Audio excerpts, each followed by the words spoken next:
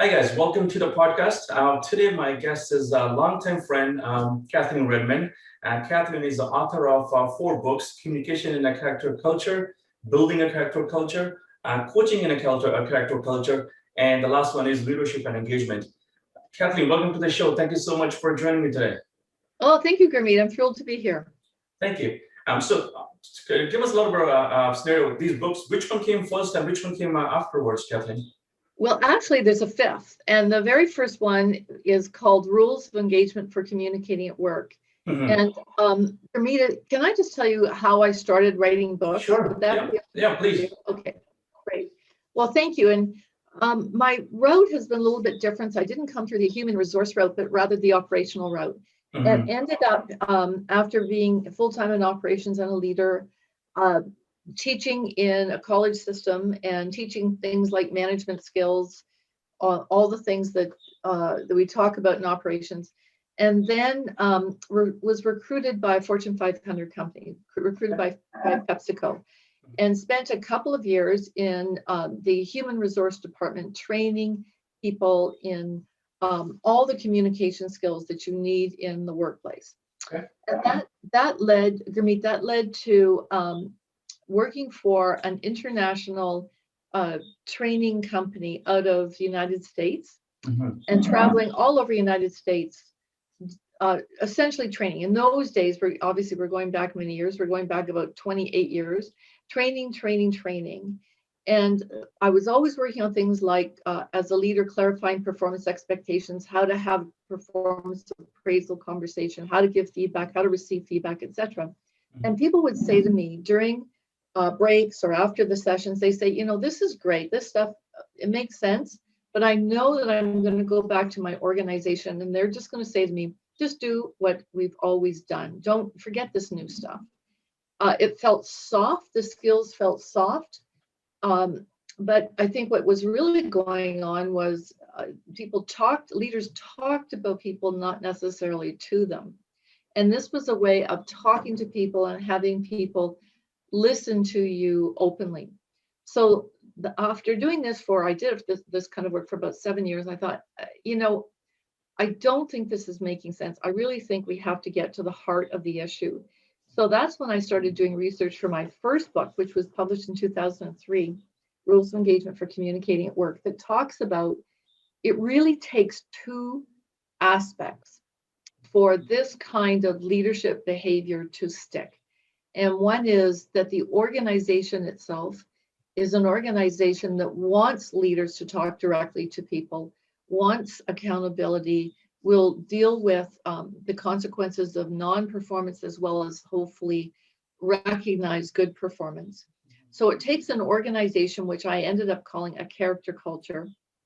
It takes a culture where you really have an appetite and a skill set for good leadership. And the other piece, and I feel like I'm talking quite a bit here, the other piece is it takes individual leaders. It takes people who have the courage and the will and the skill to deal with what needs to be done in order to have good performance in organizations. We know the research tells us that this is what's required, but nonetheless, so that's when I really started to research this and think about this and wrote my first book. Mm-hmm. So long answer. Yeah, no, it's quite so. In your books, one of the things you talk about is how important is coaching people.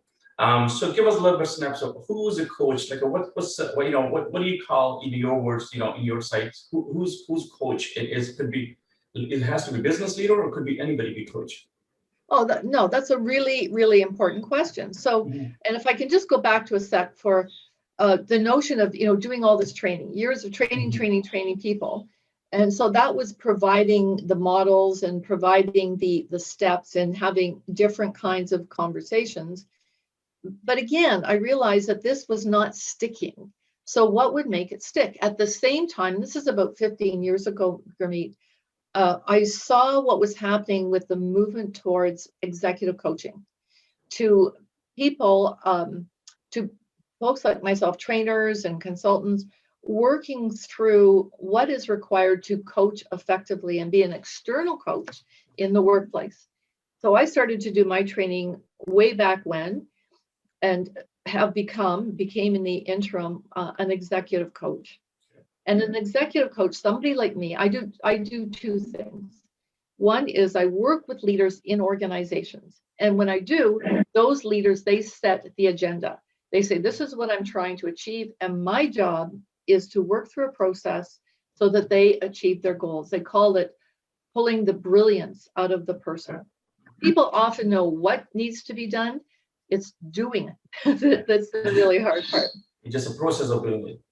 It's the process of doing it. So as an executive coach, what executive coaches do is they clarify those objectives, clarify the process, and over a period of time, the minimum I would work with someone is 6 months, over a period of time with milestones, work towards their objectives. So that's one part of it. The other part of it, and if you look at the core of coaching, is the notion that you ask versus tell. You don't tell people what to do, you ask them, because like I said, they often know. It's a matter of the confidence and the clarity and pulling the subconscious into the conscious to determine what their action steps are. So I teach many courses. I was doing that this morning as well, called Coaching in a Character Culture. So it's about the leader as coach. So it's not about leaders becoming executive coaches. It's about leaders having those ask versus tell skills, and certainly mindset, that rather than just telling people what to do, we will help develop their skill set by asking them open-ended questions, and then work with them that they're held accountable. We hold them accountable for the outcome. And how does character culture fits into that? Is that what coaches create, or is it a company and culture? Like how do you take on building the character culture into the coaching aspect? Yeah, well, that's a really, really important question. And my company's name is the Center for Character Leadership. And the idea is it's almost futile to train people to be coaches within organizations if the organization is not going to support the concepts, which are the significance of clear expectations, orienting people into those expectations, training, being absolutely crystal clear that everything is aligned, and hopefully you do everything you can so that the person is successful. If the person chooses for whatever reason or is not able to do the job, then you be honest with them about that as well. And I find in many organizations, Gurmeet, there's just not the appetite to hold people accountable for the outcomes that we hire them to achieve. So why is that, Kathleen? You think that's simply just the culture's not there, or it just the skill set's not there? So why is that lack of accountability? Oh, that's $1 million question. Okay. I think there are a number of reasons.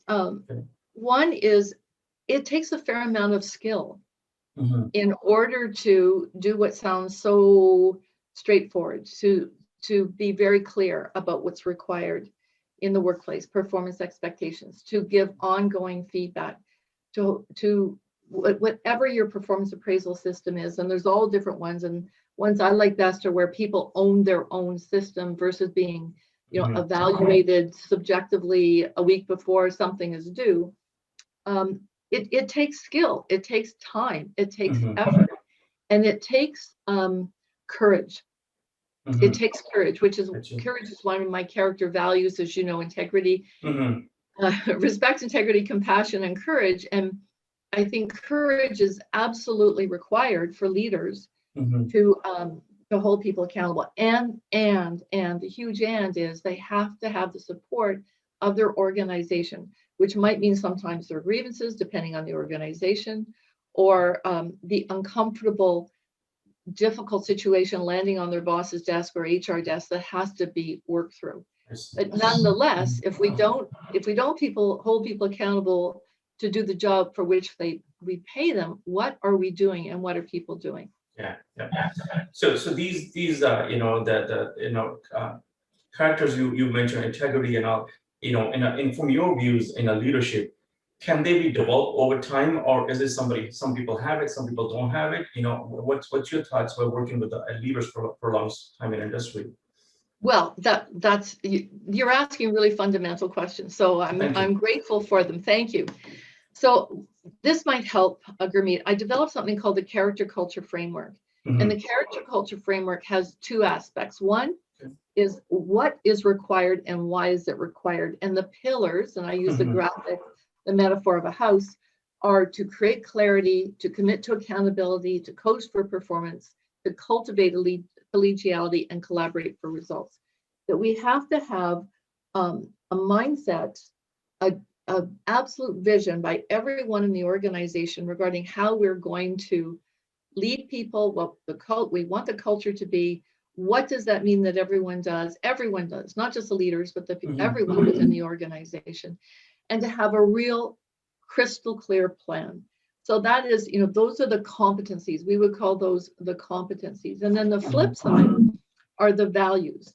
And the 4 values that as you know, they're in my last 3 books, Building a Character Culture, Communicating Character Culture, Coaching in a Character Culture, are built on 4 values of respect, integrity, compassion, and courage. And I define those values in behavioral terms. What does that mean? I'll give you examples of respect.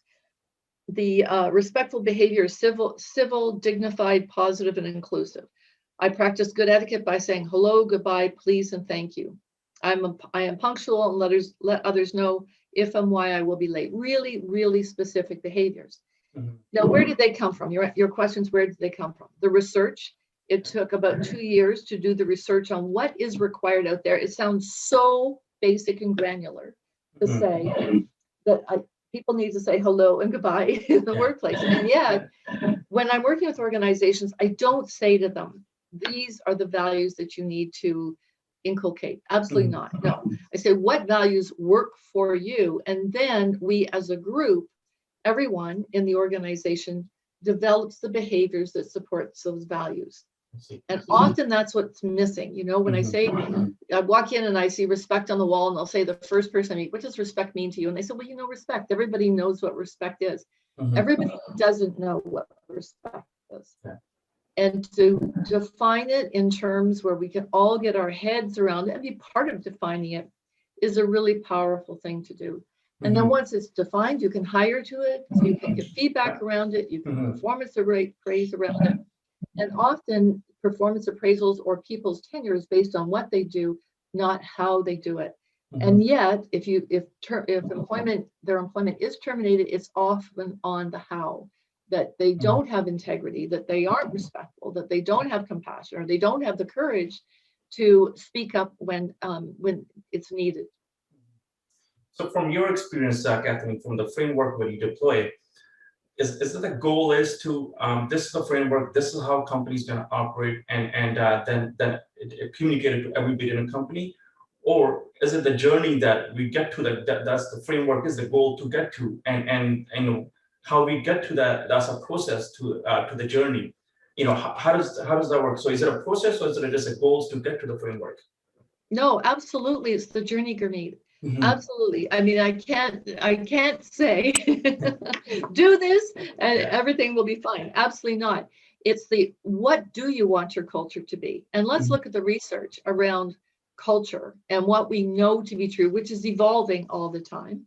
And then to look at, and starting with the senior leadership, because if the senior leadership hasn't bought into this, it's not going to work.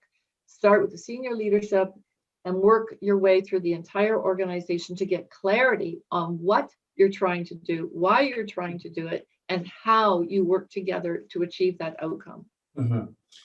Does that, after working with the clients, Kathleen, from your side, how many of these character leadership items that end up in their company visions? Do they end up in a company visions again, or do they stay on a boardroom level and on operational level? What are your thoughts on that? Well, it has to cascade through the whole company. There's no way, if it stays in a boardroom, that anything's going to happen with this. The cascade through the organization, so that every member of the organization knows what's required of them.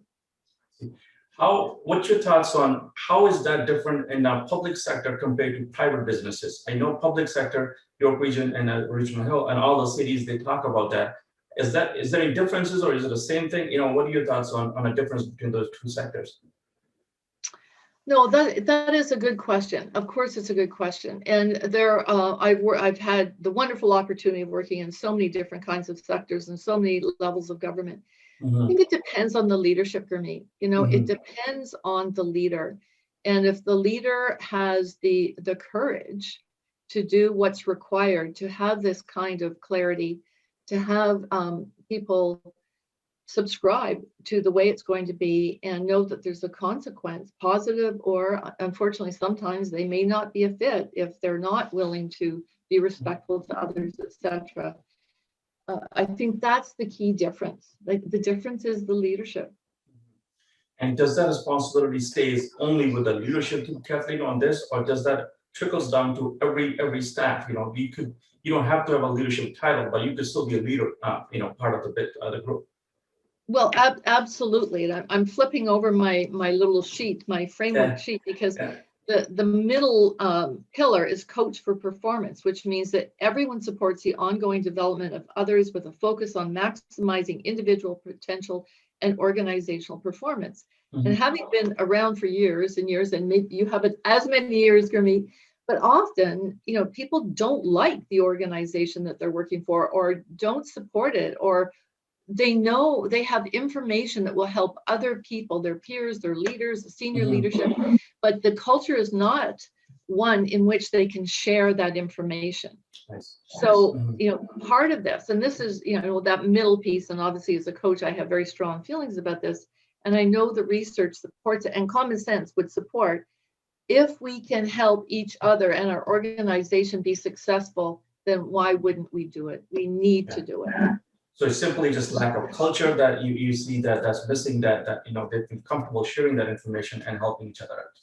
Absolutely. But, listen, there's another side to this as well, that everybody needs to be open to listening. It doesn't mean I'm going to do what every single person in the organization tells me to do. It does mean, though, to listen and to consider. Now, you got to be careful of timing. You've got to be careful of how you offer this information and where and all those good things.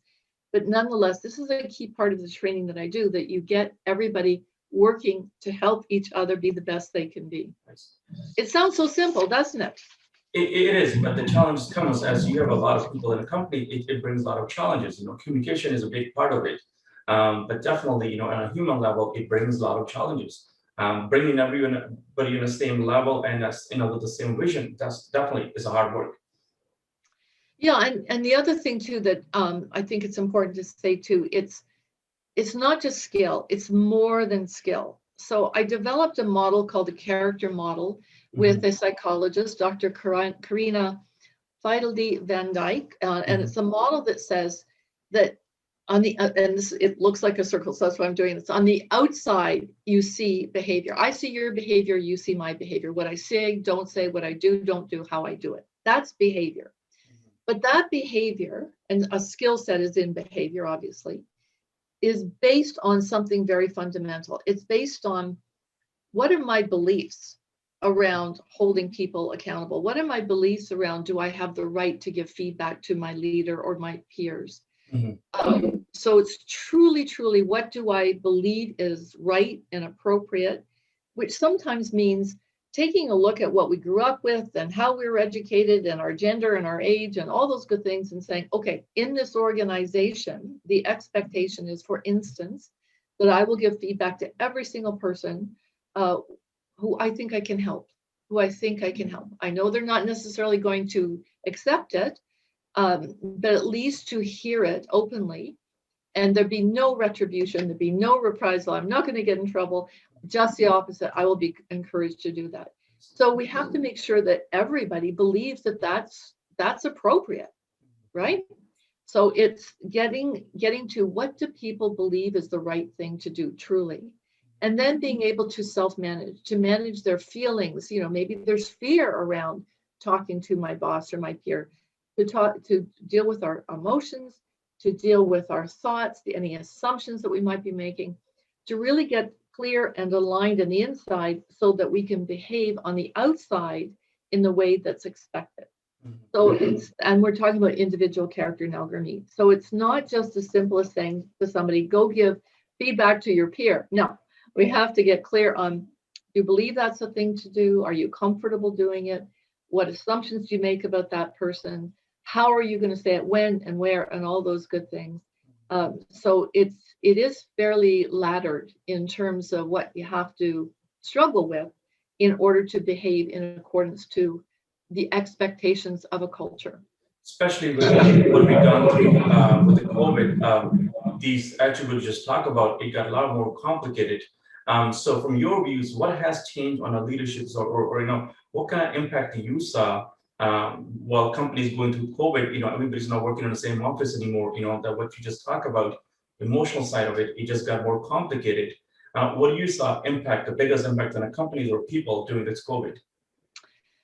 Yes, and because of the people I work with and I'm coaching, I hear about this, and I hear what they're saying is, there's a couple of things that are going on. One is access to their own leader. Now we have to schedule a Zoom call, and I have to make sure that everything is covered in my home, and I have Wi-Fi, and the kids are taken care of, and the microwave isn't going because I understand that can interfere with my Wi-Fi, all those silly things. So it has become so formal to have these conversations with each other versus going and knocking on somebody's door or, having a coffee with them and talking through what we need to talk through. So the formality now of scheduling and distance and not being physically close has been difficult.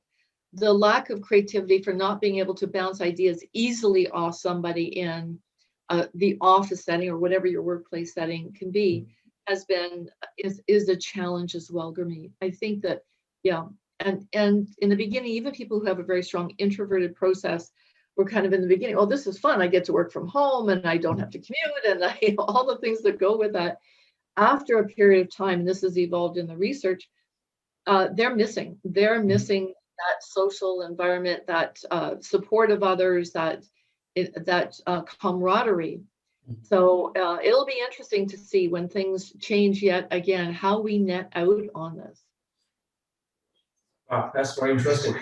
Does that also force leaders to have a different skill set from yours, views, Kathleen, especially in character leadership, that what worked before, style of communication or style of conversation, it may not work during this COVID. So does that mean they have to develop new skill set? What kind of challenges leadership up against to managing people, because you're not putting everybody in the same room and have that discussion. Now everybody's decentralized in many different locations. So what has changed in that, or requirements has changed from business leaders they have to work on?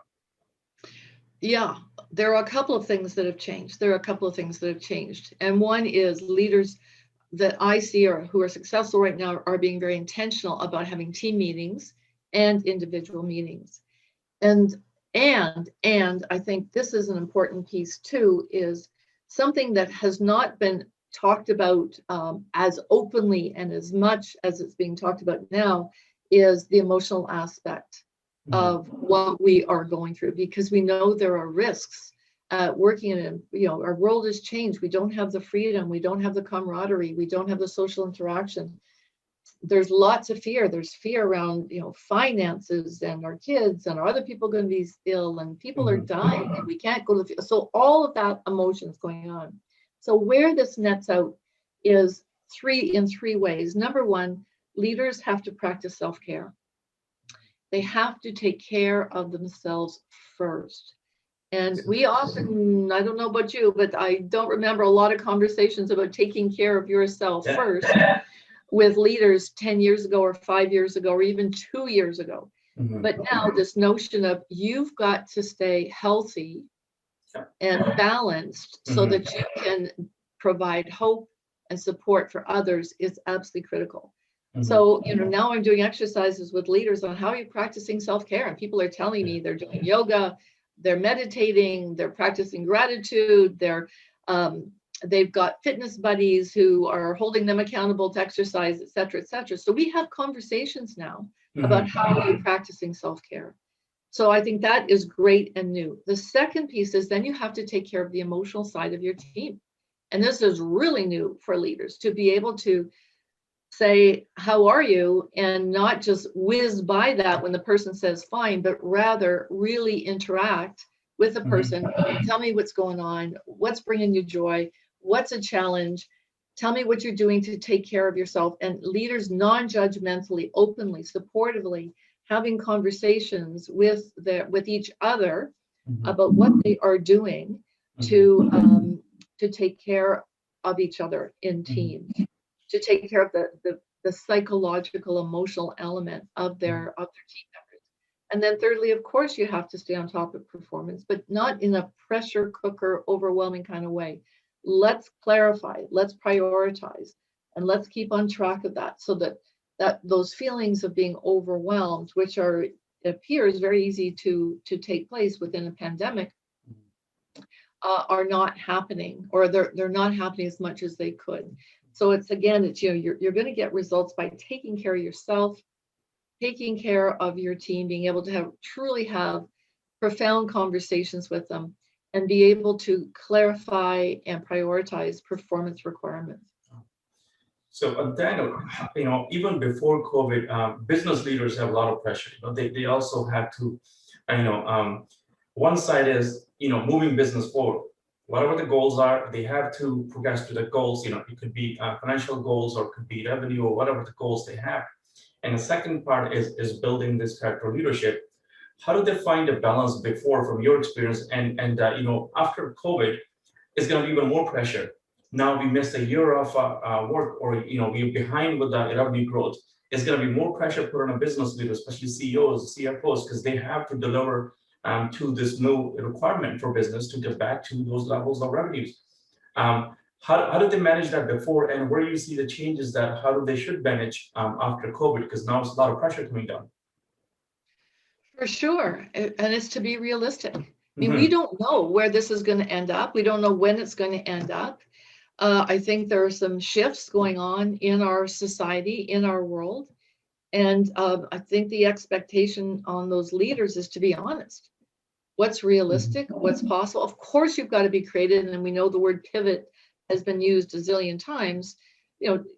Those leaders have been scrambling to look at how do we reposition our business in order to be successful. And many have been successful through this. Others, as you know, are having challenges. The key is be honest with your people, your team, and get help, solicit help from the team in terms of how do we make sense of where we are and how do we move forward.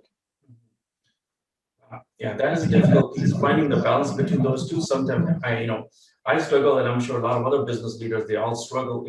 You need to move company forward, but at the same time, you need people with a good spirit to help you out to move forward. So you need to balance between those two. For sure. And you can't do it without them. So have them as part of the plan, part of the team to figure out how to move forward. I think that there's been so many good thoughts and voices in our organizations that haven't been tapped and included. And it certainly is time now. We absolutely need each other. From business perspective, I know when business, new entrepreneurs starting or business is scaling up, what point of time in a business they should start thinking about character culture, that I need to bring this culture to my people? They're growing 5-10 people, do they start from early on because they're trying to push the business forward, they're trying to build a business. So on their journey, when should they start thinking about it? Well, it's interesting, Grimmy, because it feels like it's different from the journey. Yeah. It is the way to take the journey. It is the journey. I mean, the first element is create clarity. Let me just read this. So everyone knows and understands organizational purpose, goals, progress, and results. So, what is this business? Why does it exist? And so this is the journey. What the character culture is how do we treat people? How do we treat people in our organization? So as soon as you have people, that's an important thing to be thinking. Yeah. What's the leadership responsibility and what are the individual responsibilities within this organization? can this style of leadership could be tied to bottom or top or bottom line of the company?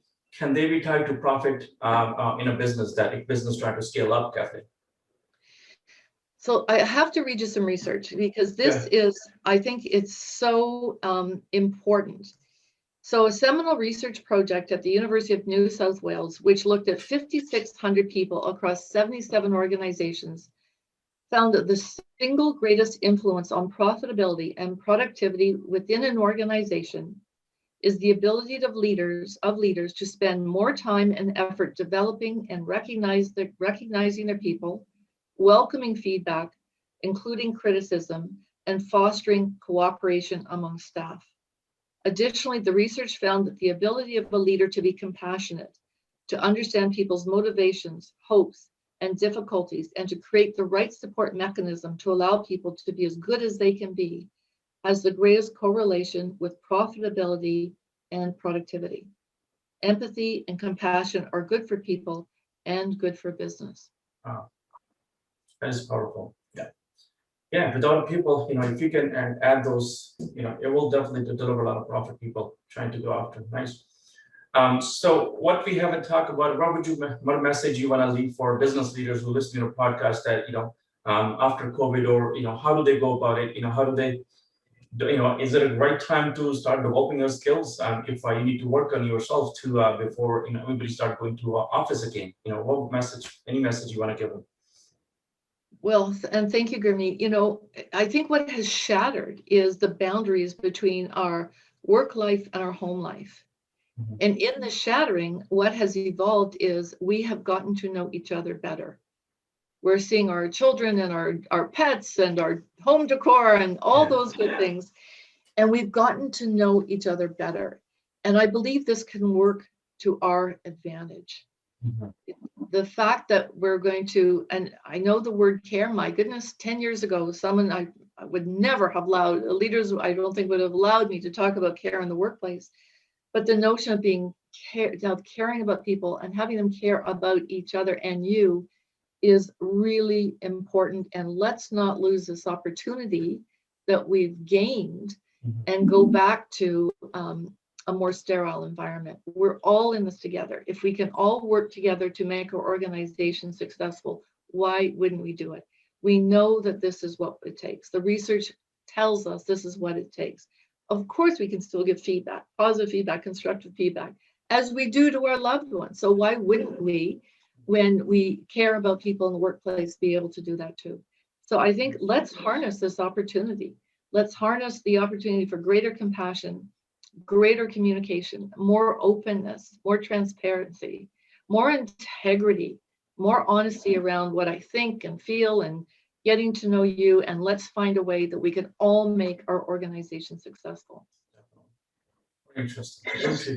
I enjoy all your books, Kathleen. Where can people find these books? Where can they buy these books from you? Oh, thank you, Gurmeet. That's so kind of you to say. My website, centerforcharacterleadership.com. Please go to my website. They are there. I know they're on Amazon, all those good things too, but the website will lead you there. So, and there's some resources that that leaders might find useful on the website. And I really appreciate the time today. Thank you, Gurmeet. Thank you so much, Kathleen. And same website, people can connect with you as well if somebody wants to be in touch with you? Absolutely. Absolutely. Okay. Good stuff. Thank you so much for your time, Kathleen. Thank you, Gurmeet. Have a good day. You too. Bye-bye. Bye-bye.